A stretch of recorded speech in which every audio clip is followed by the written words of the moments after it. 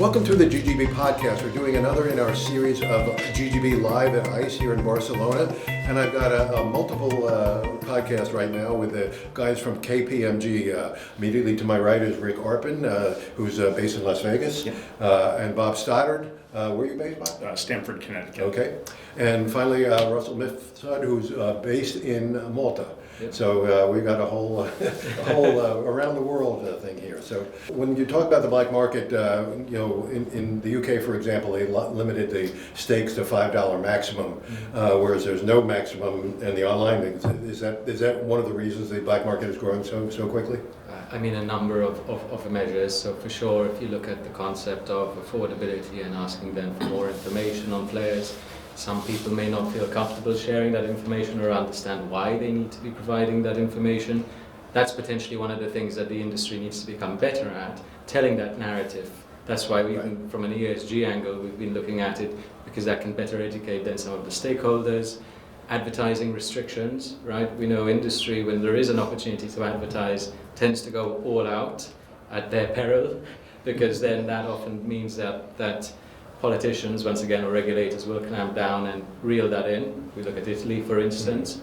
Well, what does that mean then? It means that there's no distinction between the black and the white, right? So that's a struggle then in itself. So a range of complications are fueling it. And the reality is the industry is becoming a lot more expensive. Mm-hmm. You find far fewer startups, at least from a B2C standpoint nowadays, compared to 10 years ago. Sure. You need to have deep pockets then to be able to even make a dent. And that is if you compare that then to the black market, you can get an operation running very, very quickly, channel it through Telegram or through crypto. I think majority of people at conferences, you find the ones that are smiling the brightest and are often the ones that are dabbling around in some of the darker markets. Right. So not only is there a black market, but there's a gray market, and some of these gray market casinos are licensed in the Jersey, the Isle of Man, or Malta. So why should people really not trust those, or why should they trust those casinos that are licensed in those places that don't have the same kind of KYC, AML regulations as a robust jurisdiction? Sure. I mean, I tend to make the distinction between white being regulated, light grey, which is in between regulations, so a jurisdiction that hasn't come up with a fully fledged regulatory regime, darker grey, whereby there will be penalties, which we've seen, either for operators then or for players, and black, which is outright ruled out. I think where we look at cases where somebody may be going into a light grey market or dabbling around with certain verticals that aren't clear-cut, that's one of the key things we've seen over the past 10 years. These groups have leveled up on their compliance teams and regulatory teams to take, if you like, certain calculated risks. But don't get me wrong, if there's an operator that is operating in a market that offers a licensing regime and they're doing it through a .com license, that's a no-go. So I imagine you've been setting up on the UAE as well. I mean, that was a jurisdiction that went legal that kind of surprised me, and I think a lot of people. Tell us how that's going, and do you think they're doing it the right way? So I have limited view. I know that a lot of the region is looking at regulation. Certain strong ones or obvious ones have everything pretty much locked and loaded. As we typically see in the Emirates, we know that they like to go very big. We know that there's an appetite to be creating more of an ecosystem. Gambling would feature in that, but we know that looking at like some video gaming and comic books, to build that tech, of course, to build up that one-stop shop. That they're diversifying away then from the reliance from an oil standpoint, and they've got very big war chest, if you like, to be investing in businesses then to help fuel that ambition. It's one to see. I agree with you, Roger. I wasn't expecting the appetite that there was, but seeing some of the players that are starting to get in, or the people that are starting to associate themselves or base themselves out there, I think it's going to start to become a very interesting market for the industry. No question. Well, Bob, you're an expert in the tax regime. They haven't really announced what their taxes are going to be in the UAE. That's kind of funny that a company would jump in there without knowing what the taxes are. Is it assumed that they're going to be reasonable?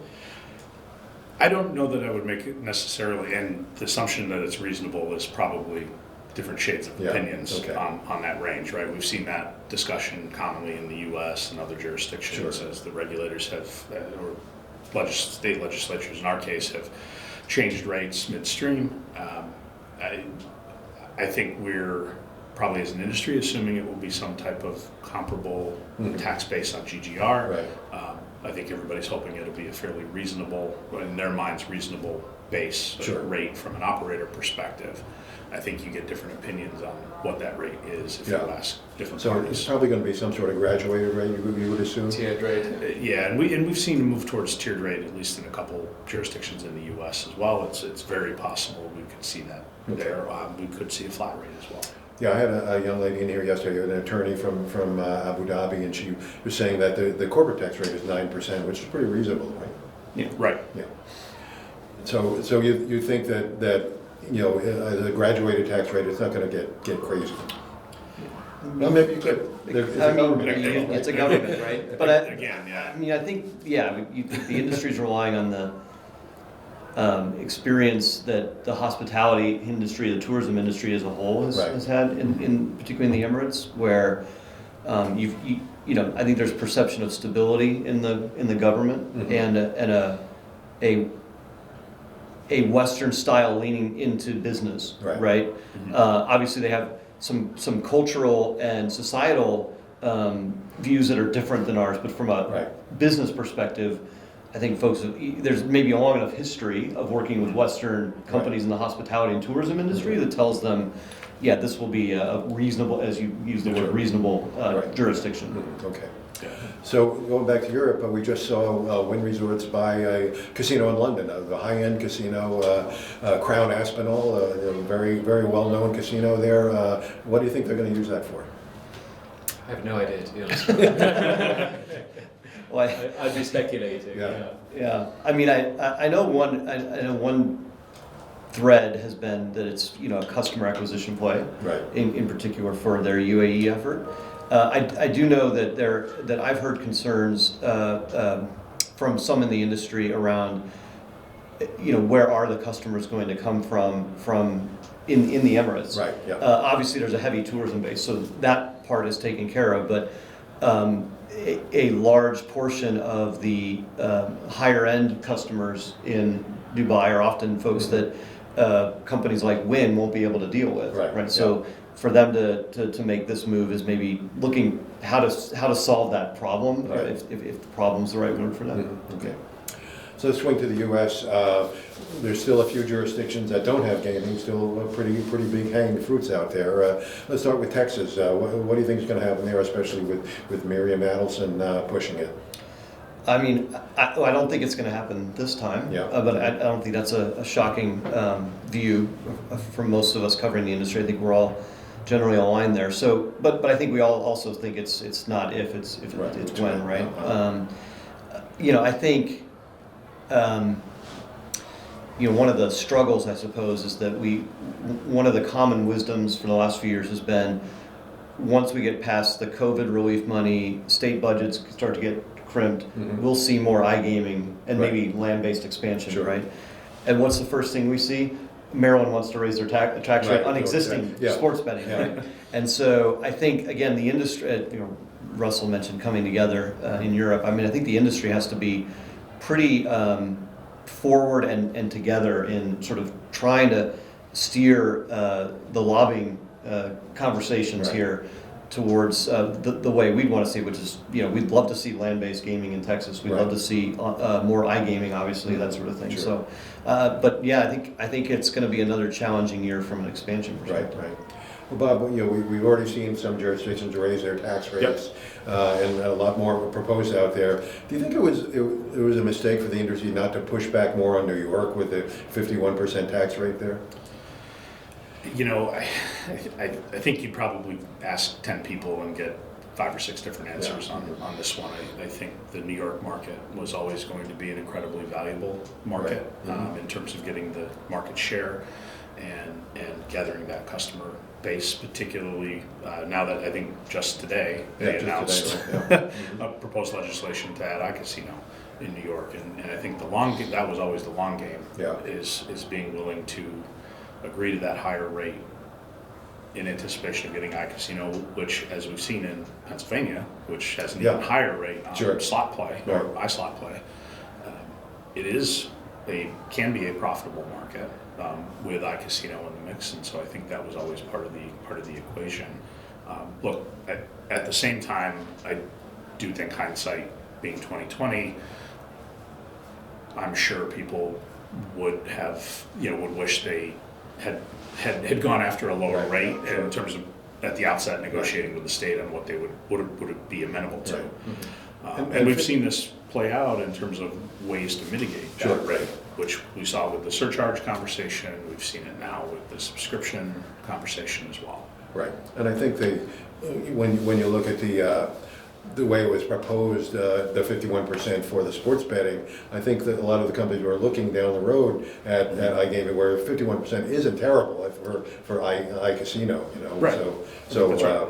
who knows if it will work out? We'll see. Yeah, we'll see what happens in this Right. this session. Yeah. So there's a couple of things going on in online gaming in the U.S. The sweepstakes casinos. Let's start with them. I'm from New Jersey, and I'm surprised but the legislator there actually introduced a bill allowing sweepstakes casinos, but they want to be regulated. So Regulated as I why would you want to be regulated if you can just do iGaming? It doesn't make any sense to me. But where do you think that's going to go? Not that bill in particular, but sweepstakes casinos in the U.S. In general, it's a space we've followed pretty closely, and we are working in the entire ecosystem. Have worked across regulated gaming, fantasy sports, skill, sweepstakes operators, Right.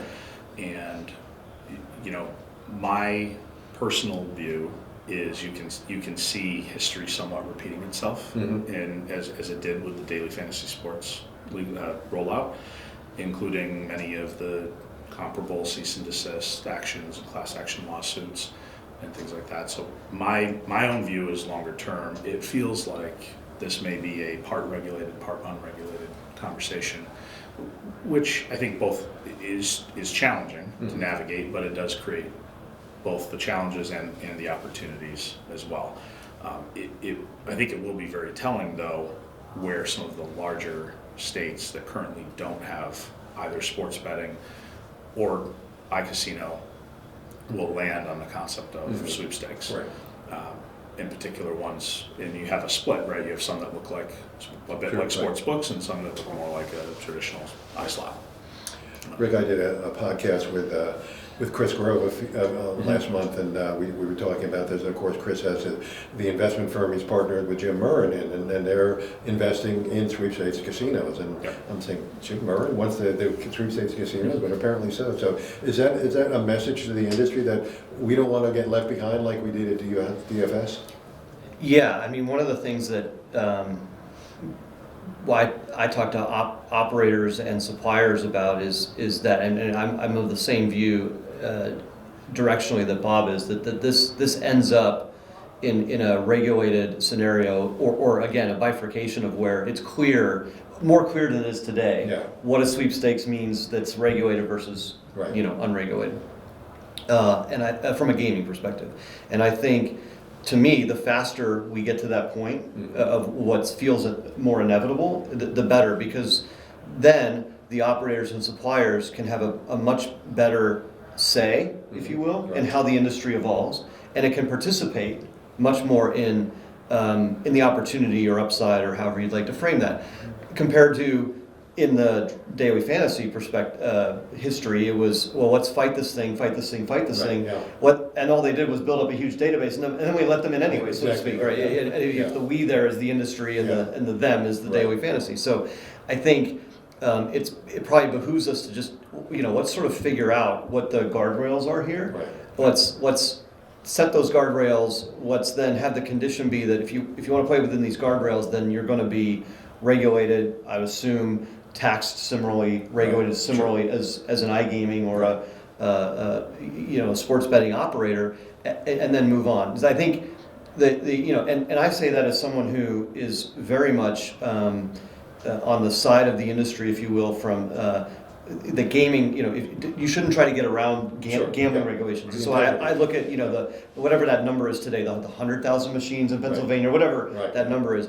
And I think, my gosh, they're sitting there. Why can't you just turn them off and take them away? Yeah. The problem in the sweepstakes or other similar items is it's not even that simple. So we haven't been able to figure out with things that are physical. Right. How are we going to figure it out in things that are digital? Yeah. So again, the faster I think we sort of just acknowledge that, get them in a regulated sort of scheme, I Yeah. think is better for all of us Yeah, personally. yeah, okay, that Yeah. makes sense. Yeah.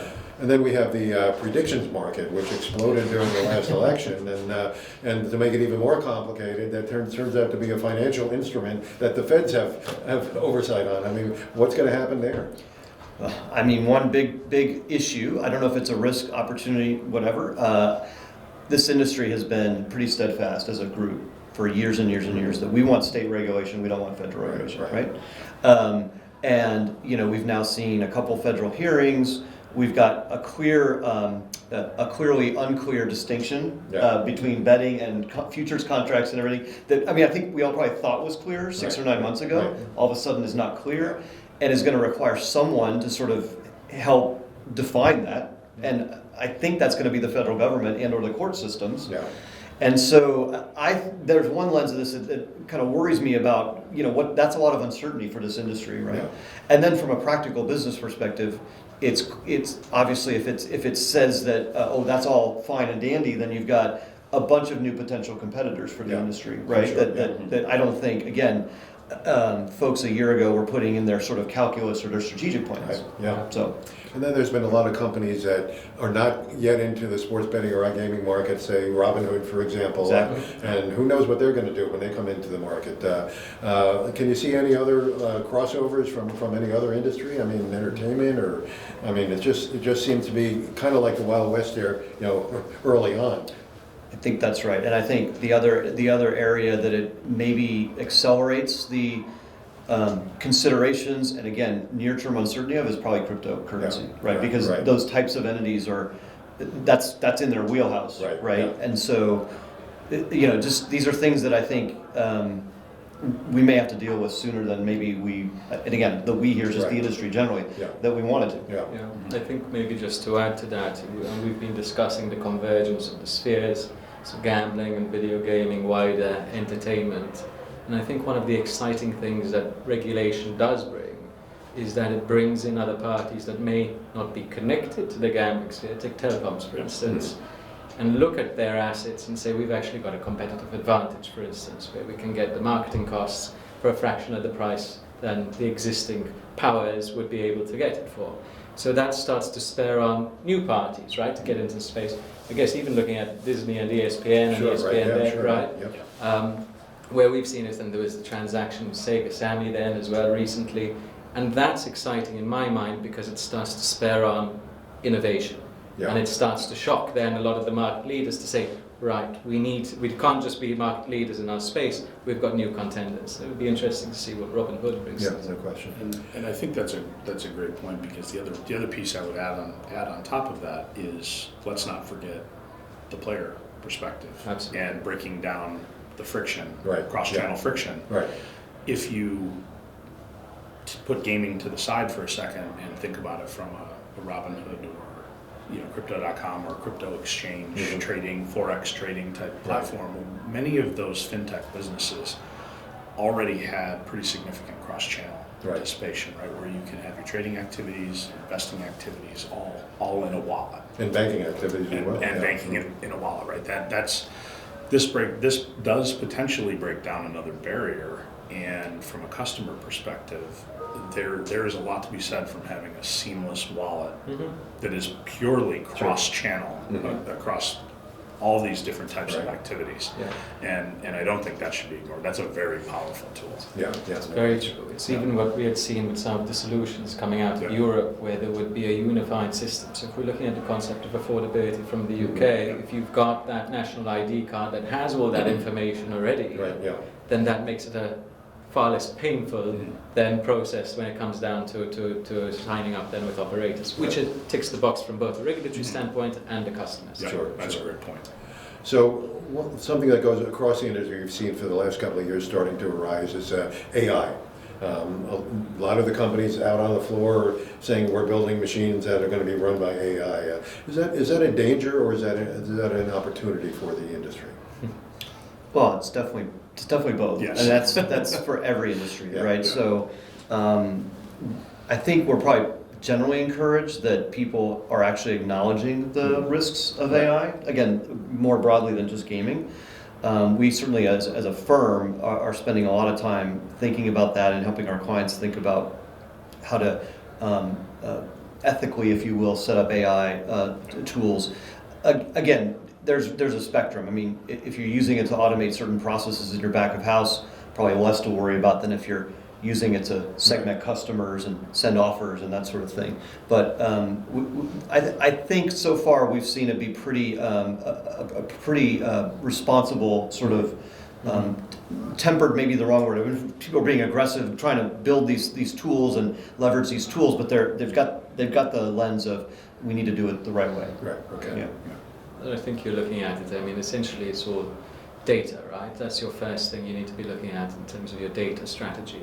I agree it's both an opportunity and a potential threat, but you still need to be having humans in between. I remember hearing something, this was with a fast food chain, so outside the gambling sphere, but they had their AI marketing system, and some SMSs went out to tens of thousands of people celebrating a day connected to the Holocaust. You know, just, so there are, you can't take it for granted. But it's very exciting, I must say, to see what's going to go.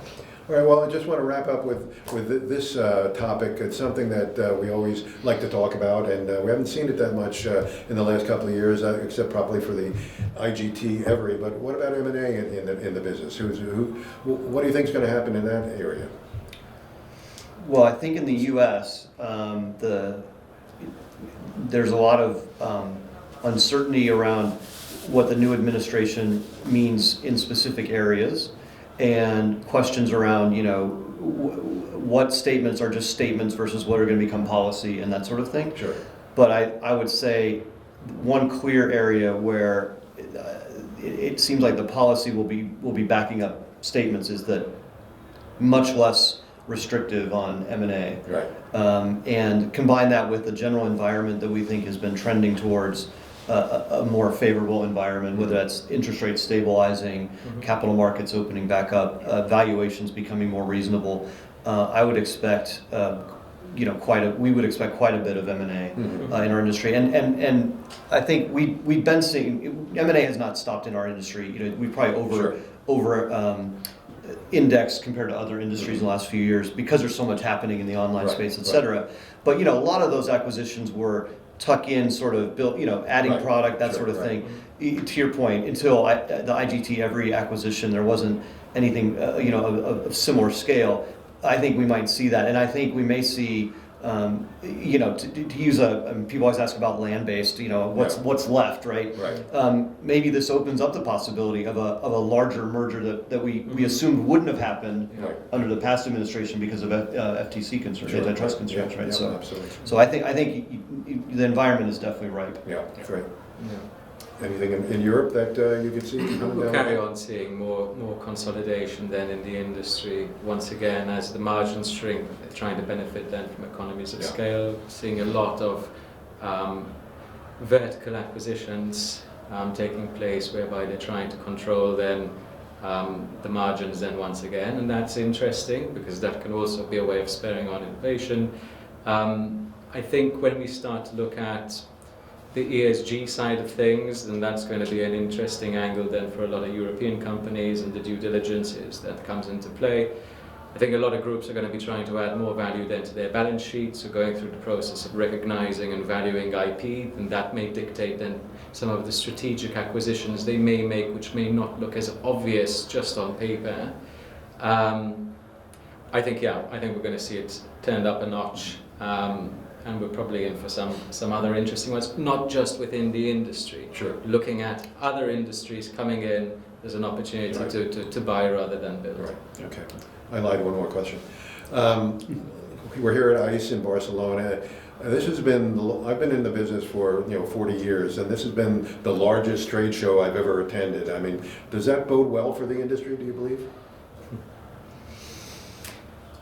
I think it's always fascinating to be at an expo, and I've been in the industry for a fraction of the time you've been in. I've been in 15 years, but I walk around and there are so many new names that I find, which is quite fascinating. And I think that kind of tells a little bit of a story where you've got some groups that may be making money whilst the sun shines. Others that are trying to build up their presence. We've seen some major brands, with huge stands, and I know what some of the pricing was, and they want to be able to showcase that they're a force to be reckoned with. I think ultimately for the customer, if we go back to the player, if that's offering them more options in a viable and legal way, let's say, I think that only stands to benefit the industry and stakeholders. Okay, great. Well, guys, thanks very much. I feel very honored that I was able to have all three of you on. Next time we'll do it one at a time, and we can do it in Vegas. And absolutely, sounds absolutely good. Great. Well, thanks for coming by and giving us your wisdom. Thanks so Roger. much. Thanks for all you Thank you do. very much. Thank Roger. you. Thank you. To read more about the topic presented in this week's podcast, visit ggbmagazine.com. To subscribe to GGB's executive summary, go to ggbnews.com and sign up. Don't miss any edition of the GGB podcast. Subscribe on Spotify, Amazon, or Apple Podcasts today. So we'll see you next time on the GGB podcast.